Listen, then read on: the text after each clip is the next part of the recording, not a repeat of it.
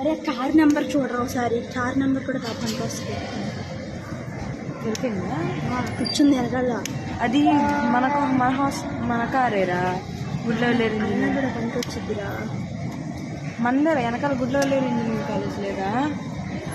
Health బాగాలేదని తీసుకెళ్తున్నారు కూడా. ఎక్కడికి? హెల్త్ బాగాలేకపోతే చేతిలో కవర్ ఏంటంట?